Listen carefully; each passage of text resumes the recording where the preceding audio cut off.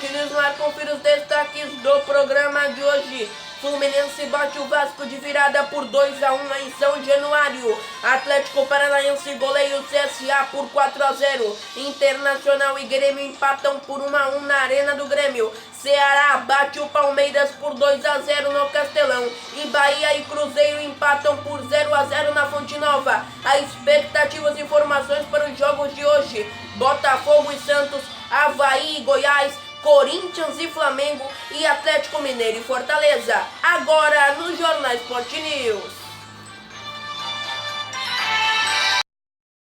Aqui no estádio Newton Santos, o Botafogo enfrenta o Santos pela 11ª rodada do Campeonato Brasileiro, com a arbitragem de Javier Roberto Lopes, auxiliado por Bruno Mochila, Daiane Carolis Muniz dos Santos. E o VAR de Caio Max Augusto Vieira, do Rio Grande do Norte. Provável escalação do Botafogo: do técnico Eduardo Baroca, Gatito Fernandes, Marcinho, João Carlos, Gabriel Gilson, Gustavo Bochecha, Alex Santana, João Paulo, Diego Souza, Eric e Luiz Fernando, técnico Eduardo Baroca.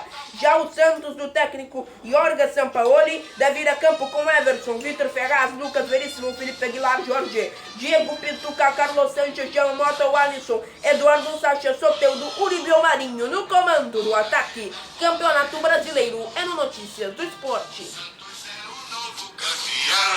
Aqui na Arena Corinthians, o Corinthians enfrenta o Flamengo pela 11ª rodada do Campeonato Brasileiro, com a arbitragem de Leandro Voaden, do Rio Grande do Sul, auxiliado por João Berradi e José Causa, ambos do Rio Grande do Sul. Provável escalação do Corinthians: do técnico Fábio Carilli, Cássio Fagner, Manuel Gil, Danilo Avelar, Gabriel Júnior Urso, Pedrinho Sornosa, Cleison e Wagner Love no comando do ataque. Já o Flamengo de Jorge Jesus deve ir a campo com Diego Alves no gol. O Flamengo, que tenta se recuperar da eliminação da Copa do Brasil, juntar os cacos, deve ir a campo com Diego Alves, Rodinei, Léo Duarte, Rodrigo Caio, Trauco, Cuejaro e Arão, Diego, Everton, Ribeiro, Vitinho e Gabriel no comando do ataque. O técnico é Jorge Jesus.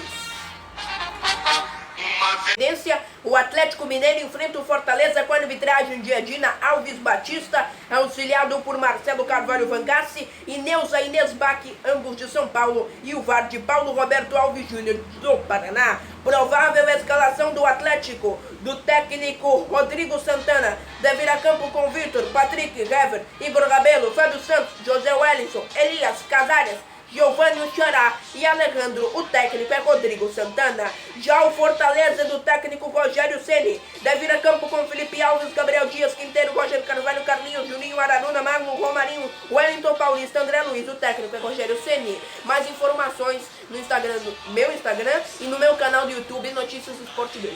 Campeonato Brasileiro é no Notícias do Esporte.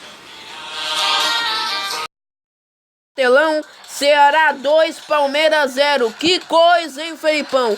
Tá perdendo no momento que não era pra perder.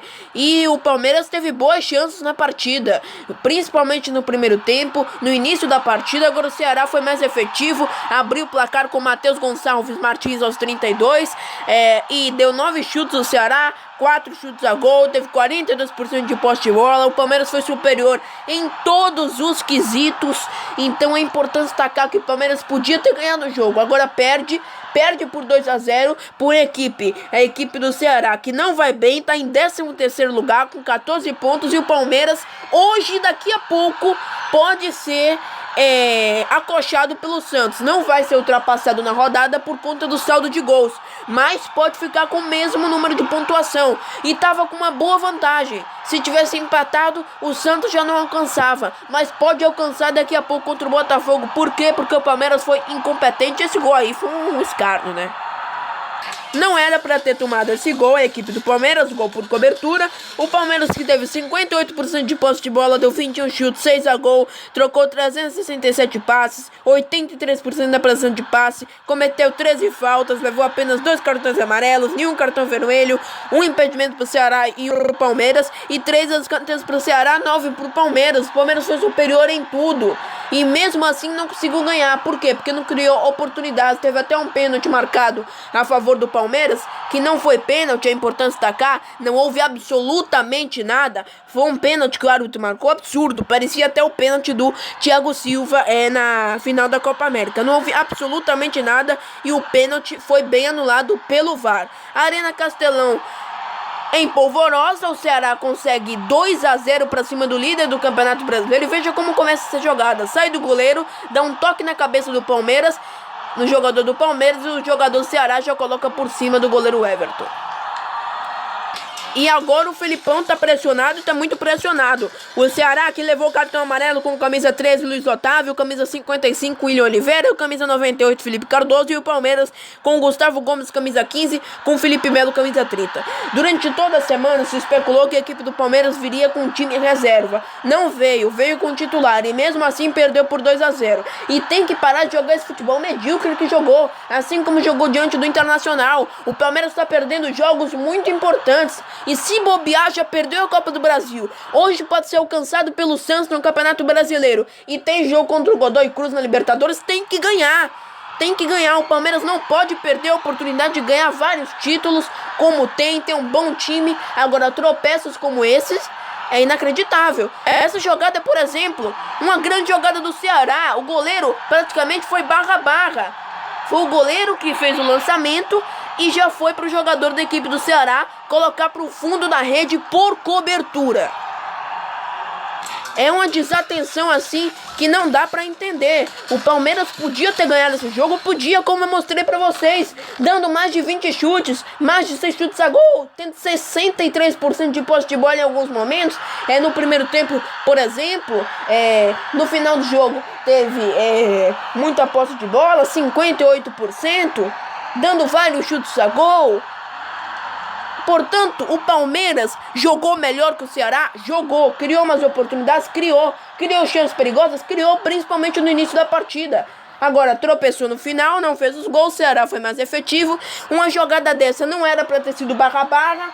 Os jogadores do Palmeiras não acharam que uma jogada tão bem acabada terminaria assim. E o goleiro do Palmeiras levou um frangaço, porque levar gol por cobertura não dá, viu? Palmeiras 0, Ceará 2, Felipão já pressionado no cargo de comando técnico da equipe do Palmeiras. Não era pro Everton ter saído, era pra ter ficado na barra. Coletivo de Felipão falando após Ceará 2, Palmeiras 0 no Castelão. Isso em 2 dias, 3 dias. Nós temos que ter frieza, calma dentro do vestiário, calma com os jogadores, não mudar as nossas características, saber 1, 2, 3 o que está acontecendo. Nós vamos fazer o possível para isso. Essa é a normalidade do trabalho do dia a dia, mas claro que fica uma expectativa de melhora já no próximo jogo, porque senão nós ficamos já num próximo jogo com um mata-mata de novo.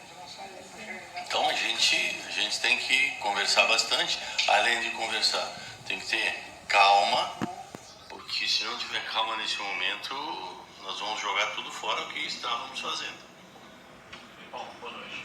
Você consegue resumir a atuação do Palmeiras hoje em uma palavra? Não.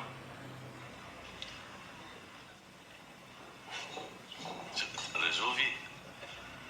Não. Bom, boa noite. Boa noite. Queria que você falasse um pouco o que mais te surpreendeu assim, hoje na postura do Ceará?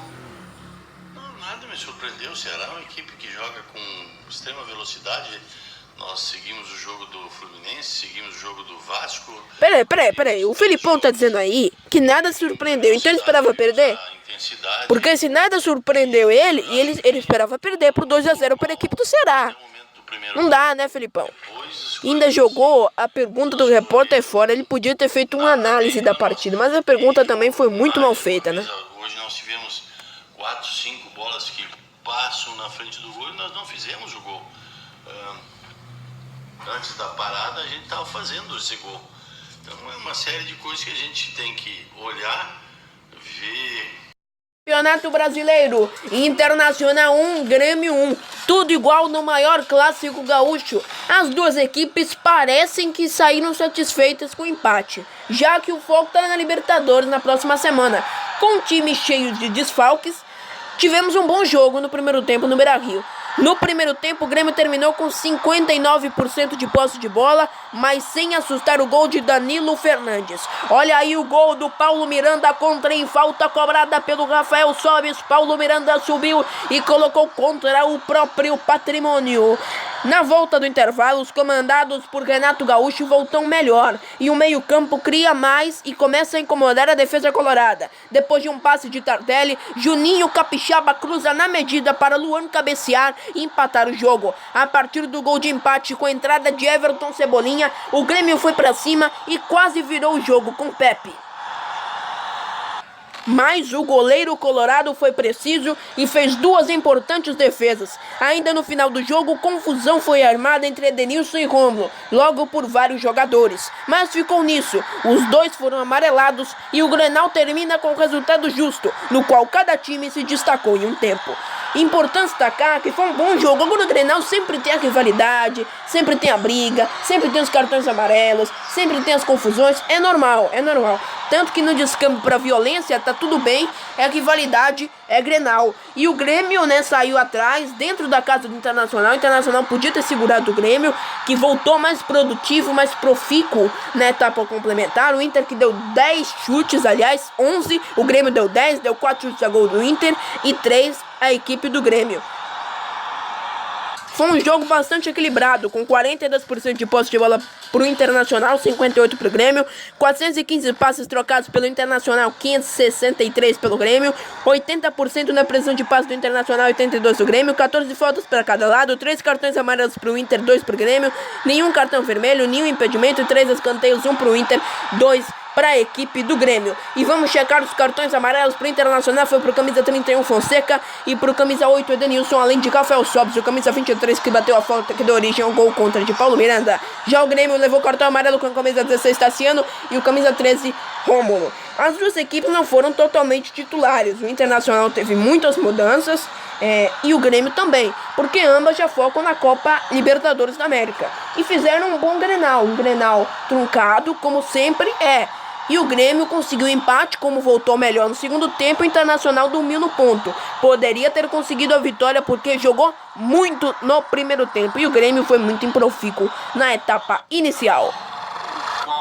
Ficou assim, no Grenal, Internacional 1, Grêmio também 1. Um resultado justo pelo que as equipes apresentaram. Apesar de eu achar que o Inter poderia ter ganhado, porque na minha opinião jogou melhor. Ligeiramente melhor que o Grêmio. O Grêmio também criou boas oportunidades, como eu tinha dito antes com o Pepe. O Danilo Fernandes trabalhou. Agora o goleiro do Grêmio não trabalhou. E o Paulo Miranda, não é assim que se sobe, Paulo Miranda, vamos ver aí, levantamento na área. E ele subiu pra trás. Não é assim que se faz.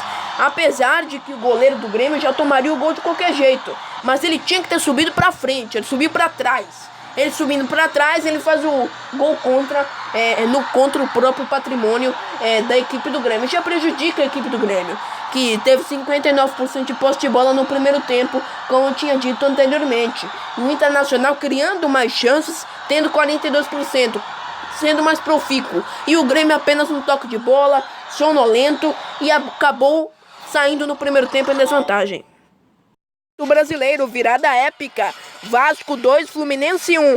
O Vasco deu 16 chutes contra 5 do Fluminense, 5 chutes a gol do Vasco, 2 do Fluminense, 44% de posse de bola do Vasco, 56% do Fluminense.